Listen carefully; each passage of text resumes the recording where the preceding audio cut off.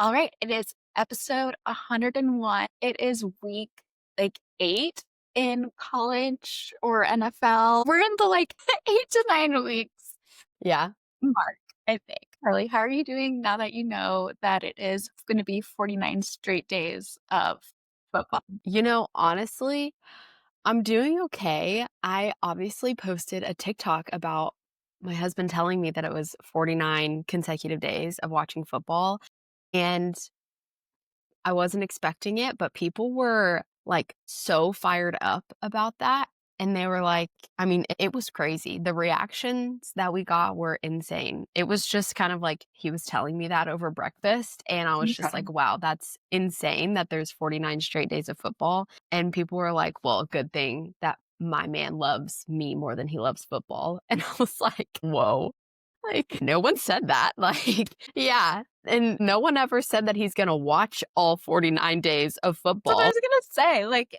It's not like he's taking leave from work. Someone was like, "This man can't support his family because he's too busy watching football." And I was like, "Okay, like what a weird thing to infer about this video." Like, can But you not just love a fun fact? right, I was like, we were just talking about the fact that there was 49 days of football on every single day. At no point was he like, "We will be sat in front of the TV watching every single game." He was just, because I was like, how did this happen? Like, this is so crazy. I cannot believe this. And he was like, yeah, there's some weird conferences that play on like random weekdays where normally there wouldn't be football, which is, i.e., how it happened, answering my question. And I was like, oh, okay, like that's so crazy. And he was like, yeah, like the MAC.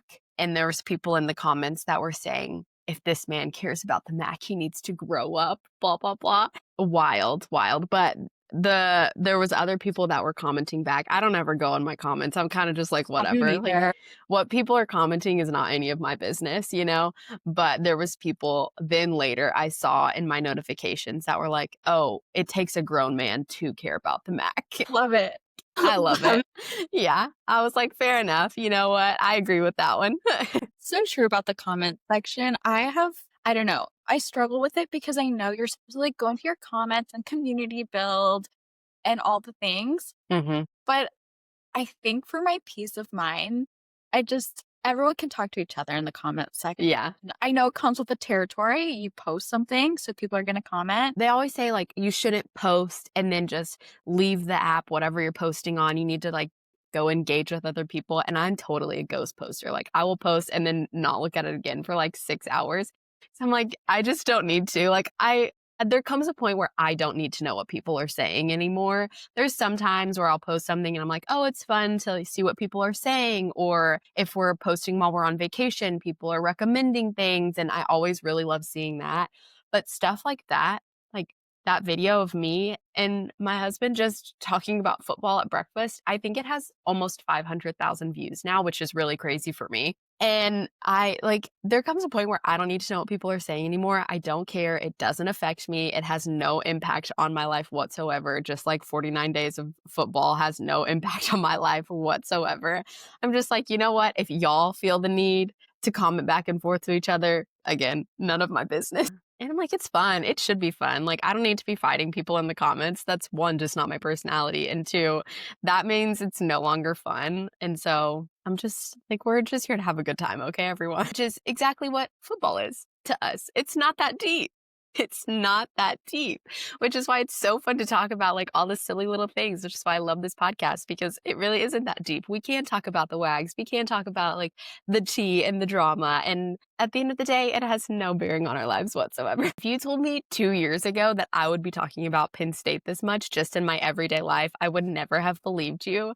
But I feel like I'm always talking about Penn State. We're always talking about Penn State. It's just the craziest thing that has happened. And last Saturday, they lost to Northwestern, which my husband and I were talking about it after the game. We had a bunch of friends over, so we were all talking about how crazy the game was, and they were talking about Penn State's head coach potentially being fired. So we were talking about the game with all of our friends and talking about how there was a big possibility that Penn State's head coach could be fired. And I was really confused because not confused. I was just shocked that teams would actually fire their coach after one loss in the middle of the season. It just feels like, first and foremost, a lot of paperwork to get through in the middle of the season, but also just feels really dramatic because they've obviously been working for years, all summer long. There was a bunch of people that came back to Penn State. Everyone was like, this is their year. This is going to be the best team they've ever had. And so on one hand, I understand like the drama of it, of immediately being like, we've got to fire him.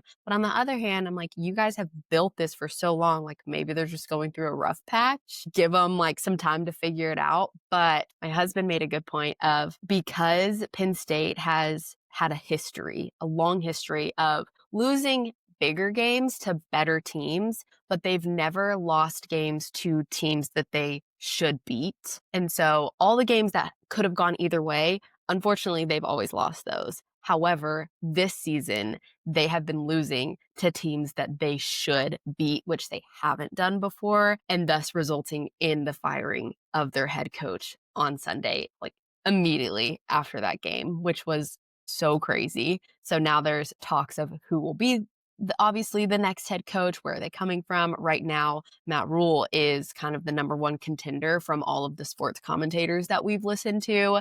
He's a Penn State guy, and so he kind of seems like the next best fit. I only know him because my mom is a Baylor fan and he coached at Baylor for a while. So I was like, why does that name sound familiar? And it's because he was at Baylor for a little bit. And so everyone thinks that he's kind of the next person. But I also asked my husband, I was like, what happens now? Because obviously, like, Franklin is out of a job. And so what are they going to do? And apparently there's another, like, someone on the coaching staff will be the interim head coach. And I was like, so why don't they just give him the job? And like, if they're going to bring someone in from the coaching staff to like step up and be the head coach anyway, because that's kind of what happened, I think, with Michigan last year when all of the sign stealing stuff happened. Their head coach like had to take a leave of absence, and then the new, like, one of the assistant coaches stepped up and was like the interim head coach. And my husband was like, well, if he does a good job, then maybe, but usually they're not really apt for the job. They're not really up to standard quite yet. And so, which is why they bring in another head coach from a different team. But I think his payout for the leaving, or for them firing him, was $49 million or something like that. If someone paid me $49 million to be fired, I would never work again. I'd be like, bye, good riddance, see ya, it's been fun. There's so many football coaches that get fired, get a huge payout, and then they're coaching next season. But yeah, no, it'll be interesting to see like how these contracts just keep evolving and changing with all the rules. At the same time, I'm like, sometimes money is just numbers to me. And I'm like, we're all just throwing out all these insane numbers. Yeah. Well, I also learned too that there are certain stipulations. I don't know if this happened with the Penn State head coach, but there are some coaches' contracts that say this is your buyout number. If you're here X amount of years, obviously the longer you're there, it can either go up or it can go down. But if he chooses to go to another school and start coaching, there's sometimes that means he gets less from his actual buyout. So it could, Oh, I don't know if this happened with him specifically, but I did learn that there are certain stipulations that are like, if you choose to go coach somewhere else, then we'll take X percentage off of your buyout, or you only get X amount of dollars or stuff like that. got it. So it's never as big as the number. Right. Which, to me, I'd be like, well, that's fine. I'm taking the money and you'll never see me again. But I guess goes back to, I don't have that competitive bone in my body to be like, I need to play football, I need to coach, and that's just their mindset. And I don't have that. But to circle it back again to Bill Belichick, like, why not do that? Right. There's something that all of them have that I don't have. You would never see me again, but they have this incessant need to keep winning. Okay, so what else happened? What's your other touchdown tea? Oregon loses to Indiana, which was also crazy because Indiana's a really good team this year, but I feel like, especially after the wins that Oregon has had, they should have won this one. There was a couple of times I looked over at the game and the head coach of Indiana was losing his mind. And that's what I want to see. I want to see people storm the field. I want to see the head coach ripping off his headset and running up to the refs. So that Do you was almost fun get for kicked me. out or not to that point? I don't think it was to that point yet, but I want to see it. That's what I'm here for. Or, like, when they have someone who's just, like, constantly making sure that they don't, like, totally run on the field, and they're like, "Please stay back," and you're just like, that person's only job is truly to just make sure the coach doesn't just, like, get on the field and start playing. Exactly, exactly. And then also Auburn lost to Georgia, which Auburn was winning in the first half. Everyone kind of thought they were going to win, and there was a few controversial plays that could have really done it for Auburn, but they had one play where the ref said the ball didn't cross the plane, so they didn't get a touchdown, which was really crazy.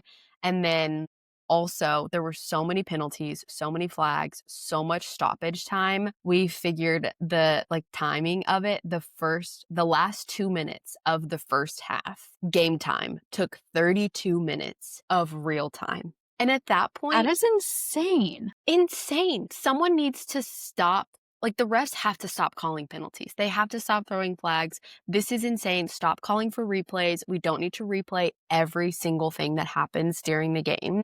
Make a decision and then move on. We cannot have 2 minutes of game time take up 32 minutes of real time. That is insane to me. That is why I was never interested in the game of football 5 years ago, because I'm like, this game takes so long. And it's for stuff like that that I'm like, you didn't need to rewatch that one play 16 different times from 16 different angles. Was it something that people later were like, "Okay, like, we're gonna take a look at what the refs did or should have done differently," I or don't was it know if always it was the higher powers that be in college football. I don't know who they are, but there was a ton of commentators that were like, yeah, that was way too much. It should not have taken that long.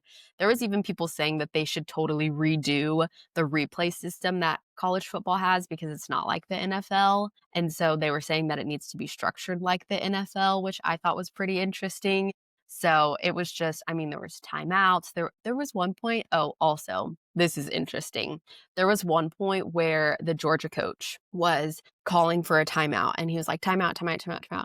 Then he realized that it would have been like that was a mistake, that he shouldn't have called a timeout. And so the refs were like, okay, timeout, the game stopped. And then he was like, oh no, I was just clapping. He was like, I wasn't calling out. I wasn't calling a timeout. I was just clapping. You should go look up the video. It's so crazy. I'll send it to you if I find one. I'm sure there's tons on the internet, but you could clearly see he was like, timeout, timeout. And then he was like, oh no, I shouldn't have done that. get Like, away yeah, he was like, I was just clapping. I wasn't calling for a timeout. So then he got to keep his timeout and the game still stopped. Yeah. would be so mad if I were an Auburn fan. Yeah, yeah. And so they were like, "Oh, okay, sorry, he wasn't calling a timeout," when he clearly was. That is so silly goose. Mhm, Because if you're a ref, that's kind of when your integrity gets to show of like, mhm. if it's that obvious and then now you're letting it slide in a game where you already know that you're gonna be the talk of the game. Yeah, Huh. yeah, it was A little crazy. sad. So that whole game, just from Auburn being in the lead and then losing in the second half, just the sheer amount of time it took to finish this game, all of the little nuances in between, the Georgia coach being like, timeout, just kidding, I was clapping. I was like, come on, bro. Like, we're not in elementary school. And then the last thing that happened was, I know we talked last week about the Red River rivalry game, which was Texas OU. It was Texas OU weekend. I stayed as far away from the fair as I possibly could.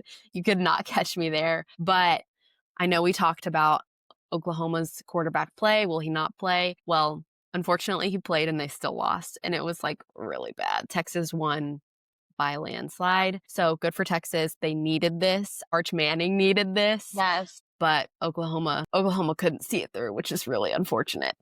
it is. That is rough. Also, we don't talk enough about some of the coaches' wives' outfits, and the University of Texas's head coach's wife, L'Oreal Sarkeesian, she always has, like, the best outfits. I think she a stylist? Like, does she actually work in fashion? I think she Don't might, know. because she was at Paris Fashion Week for something Mhm. for the game. And then I was looking at her outfit and she was wearing Schiaparelli. And I was just like, that is so iconic. That's incredible. There's a difference between a lot of times you just see the Gucci and the Louis Yes, like the Louis Vuitton, yes. sports, but I feel like it's so iconic to be like, I'm gonna wear Schiaparelli. I love that for her, and that is such a good point too. I feel like whenever you think of WAGs, you think of players, you never think of the coaches, and that is such a good point to be like Mrs. Sarkeesian, like, slay. She killed it. You were sending me pictures of her at Yeah. the game, and I was like, "Why is she literally stunting on every single person there?" No, truly, it's incredible, incredible. I saw there was an article that was like, well, she wasn't fully wearing Texas colors. She was literally wearing burnt orange pants and a denim top. And I was like, what do you want her to be wearing? The mascot? Yeah. Do you want her to put on the Longhorns, like, themselves? Like, and I feel like denim is just so Texas anyway. Even if she wasn't wearing burnt orange, which she was, even just wearing an all denim outfit with like a cowboy hat or cowboy boots, that to me signals Texas in and of itself. Exactly. I support her. I loved her outfit. Go ahead, girl. I know. Wear what you want. I know. Truly. And then, Especially when she's wearing stuff like Schiaparelli. Like, yes, you can literally wear whatever you want.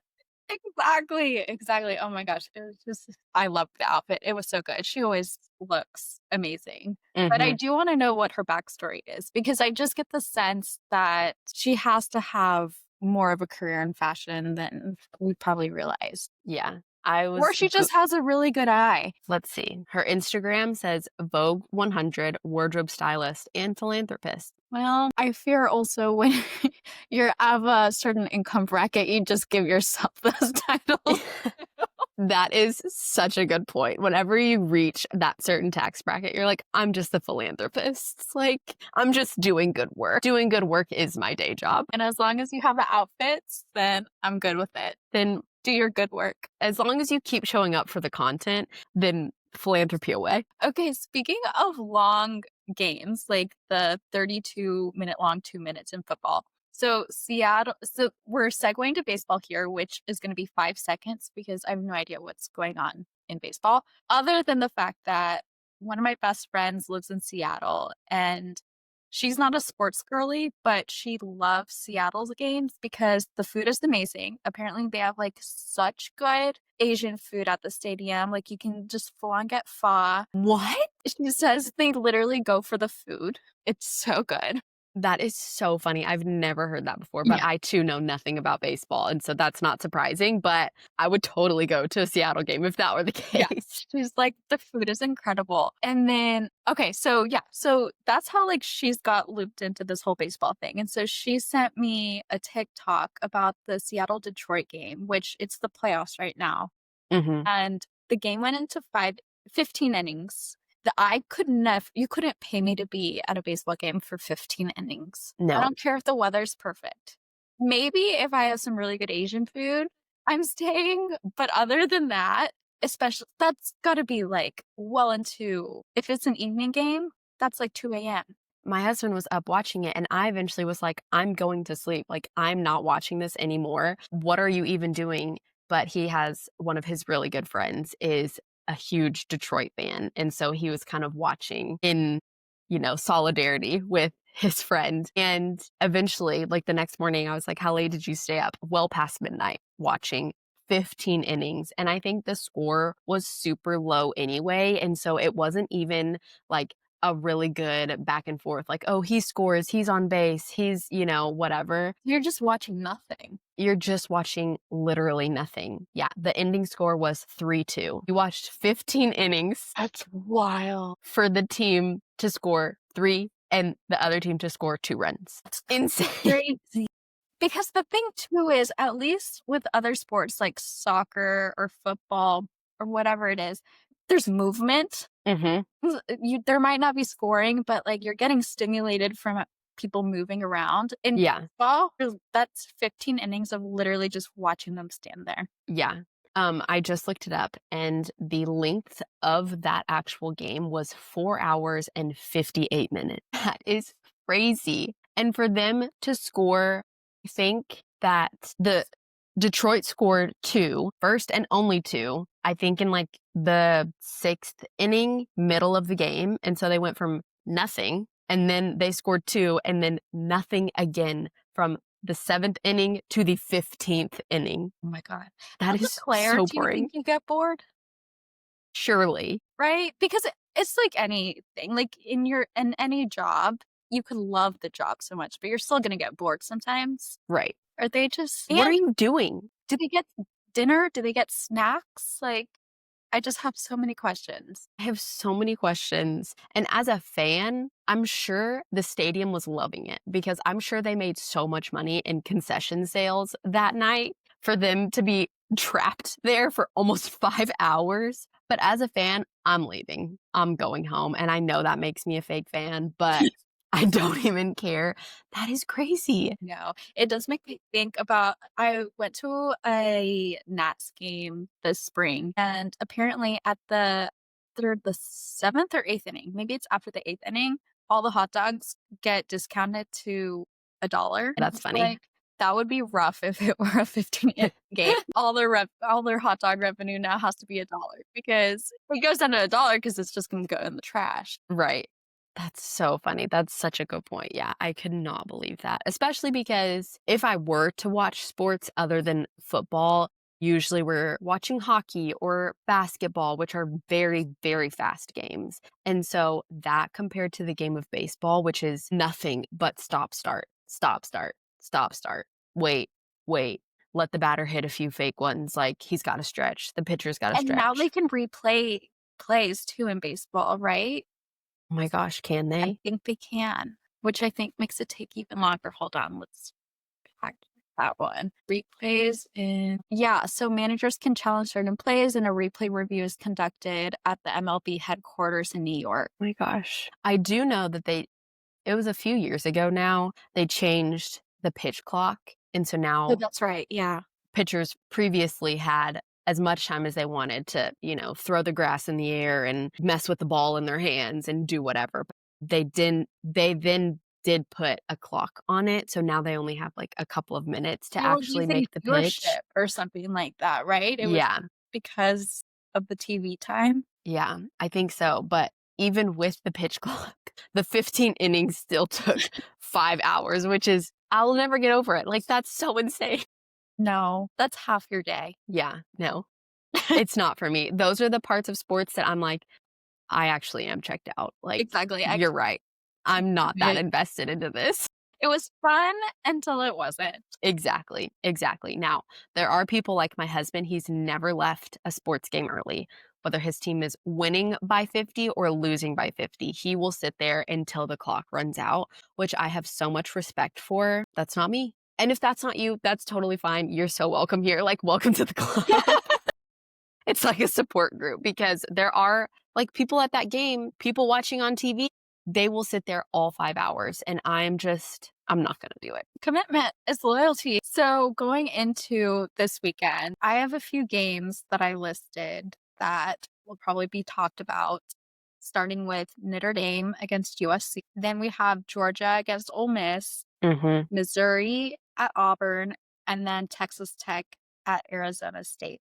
So I would say with Texas Tech against Arizona State, so Texas Tech is probably leading the Big 12 right now. I think over all the conferences, they're ranked in the top 10. Mhm. Arizona State is not ranked, but they have been playing well and very competitively and they beat TCU at the very last second after TCU had some strong wins. Now, the K-State game was a little stressful, but that could be interesting if Arizona State did upset them. That would be a Yeah. big upset if they Yeah. win, and who knows? We'll see.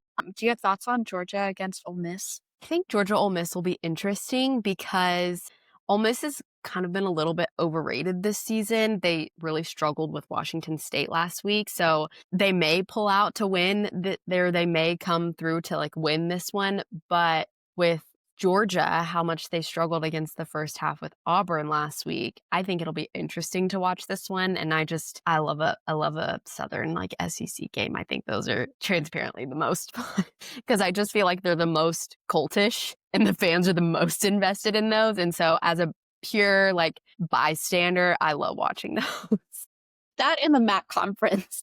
And the MAC. We have to watch the MAC. Like FIU and Liberty, we will be sat in this house. But there's also Alabama is playing Tennessee this weekend, which will Oh, be okay. a very, very intense game. This is a huge rivalry game. And so Alabama's been on a little bit of a roll lately. So it'll be interesting to see how they play against Tennessee. But Tennessee winning this game would go a huge way for them being able to make the playoffs. I always just love this is just kind of a side story, but I love when Alabama plays Tennessee because my husband and I were dating at the time. That was like one of the first Saturdays we ever spent together was Alabama playing Tennessee. And I was over at his apartment and his roommate at the time is a huge Bama fan and like from Alabama, went to Alabama, stands with the Crimson as far as it goes. And Tennessee beat Alabama. And I had no idea what to do. As someone who had never so awkward, I didn't even understand like the hype around college football. Again, I went to a college that didn't even have a football team. And so I was just like so new to this whole structure in general and also new to this man that I had been dating for like maybe 3 weeks.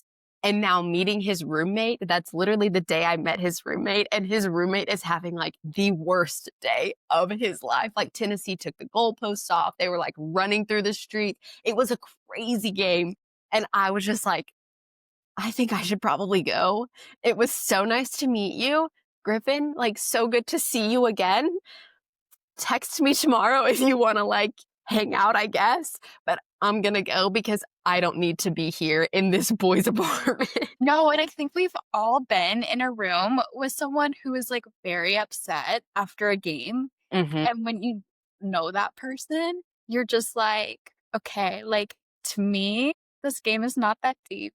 Right. To you, this was a very intense moment. It's everything to you right now. Oh my gosh. Like, Yeah. yeah. The thing, like, oh my gosh. I can think of times where I was with a group of people watching a game and like someone literally started taking a golf club and just like slamming the floor with the golf club. And I'm just like, Oh my gosh. yeah, That's crazy. yeah. Which, and then it makes me wonder sometimes, like, obviously not in the case of your Bama friend, because that's Mhm. like, that truly like runs in your core. But sometimes when people get really upset, I'm like, "Oh, did you put money on the game?" That's such a good point. A lot of money. I've never thought about that before because my husband doesn't sports bet at all. And so that's never crossed my mind, but that is such a good point. They probably lost at least a couple of $100, maybe a couple of thousand, depending on how Exactly. intense I'm they like, are in it. the golf club is coming up. Yeah. I'm like, it's not just about the game here. Yeah. They lost like their next 3 months rent on that game. Exactly. I don't love sports betting. I kind of look at it like I also don't love speeding because I don't want to get a ticket because there's other things I would rather spend my money on than like Yeah. parking your speeding ticket. I don't know. I'm like, if I want to spend my money, I'll go shopping Right. and know that I'm coming back with something. Mhm. There's sports betting within reason. Like I have friends who are very responsible with it. Sometimes I'm like, it's a slippery slope. Yeah, yeah, I completely agree. And then the other 2 games that we will be for sure sat for this weekend is Notre Dame USC. This is probably going to be like the most interesting game of the whole weekend because USC is coming off of like a huge win against Michigan. I know we talked last week about how Big Ten teams have not really done well on the West Coast, and this proved true yet again. So that will be really interesting. Notre Dame has to win this game if they want like a good shot at the playoffs. So I think that will be a really good watch. And then kind of just a fun one to watch. BYU is playing Utah and everyone calls this one like the Holy War, or the game of the Holy War, because there's just a lot of Mormons between those 2 teams. And so that one should be a fun watch as well. We cannot end this episode without at least tackling one little definition. And this weekend, what came up for me was intentional grounding. I think I know what intentional grounding means, but then I was like, if I were asked to explain it, I'd be like, oh, maybe you know, like when you, those moments where you watch something and you're like, oh yeah, that was that after they say it. Mhm. But then it's like, mm, You're like, see it in the moment, and you're like, "I think I understand that," and then someone's like, "Okay, well, what is it?" You're like, "I'll know it if I see it." right, exactly. With intentional grounding, that is a call that gets called against a quarterback when he's Mhm. throwing the ball. So where it gets murky for me is sometimes I don't know when it's intentional grounding or they're quote unquote throwing away the ball. I also didn't know this, and I'm so glad you brought it up because this was also a question I had this weekend. There must have been a lot of intentional grounding happening because on a totally separate conversation, I was asking what that was too. And where the rule comes into play is from what I learned is that the quarterback has to be in the pocket. And if he's out of the pocket, then he's just like throwing away the ball. But if he's in the pocket and he's about to get sacked and he doesn't want to lose yardage, he throws the ball. That's intentional grounding because there's no one there to receive it. Obviously, like he just throws the ball out of bounds because I would too. If someone was coming at me, like I was about to be thrown to the ground, I would get rid of that ball as quickly as I could. But I think that's where, and you guys comment if we're wrong, please Yeah, let us know. please. But I think that's where the two differ is that he has for it to be intentional grounding, he has to still be in the pocket or like where he backs up to throw the ball immediately. If he's out of the pocket, then he can just kind of chunk it and hope for the best. The pocket, that's just like his safe space of It's like allowed to it work from. now again, you guys can fact check me on this, but it's it has to do with the linemen that are covering for him. And there's like the way they're set up that makes like a little tiny, I think it's like a square or a circle where he backs up and he's still behind certain linemen or like a certain lineup. And then once he steps out of that, that's technically like he's not in the pocket anymore. Perfect. Now, I could be wrong, and a good question for you to ask for if you want, again, if you want like your significant other, if you're in a crowd, you can ask like, oh my gosh, was he in the pocket? Or do you think that was like intentional grounding? You could totally ask that. And some guy standing next to you will probably explain the difference to you for like a good 15 minutes. So if you need a I mean, conversation well, starter, you you can all need ask to that. do that and report back. Yeah. Because wouldn't it Yes. be funny too if you ask like 5 people this and you get like 5 different answers, and then we just start logging all the different interpretations people have Oh and my probably gosh. say it so like they're probably like so confident in their answer. And Yeah. I think this could be one of those things where everyone has their own little like, oh, it's definitely this. Yeah, that's actually, Monica, that's a genius. I'm going to spend this weekend asking if we're in a big group or whatever. I'm just going to start asking different people, hey, what is this? And I'm going to write down all their answers and see what we get. Yeah, amazing. All right. Y'all have what you need to go into the weekend. Karlee, this was so fun as usual. And we will link all the links that you need below of where to find us. And have an amazing weekend, y'all. Bye, guys.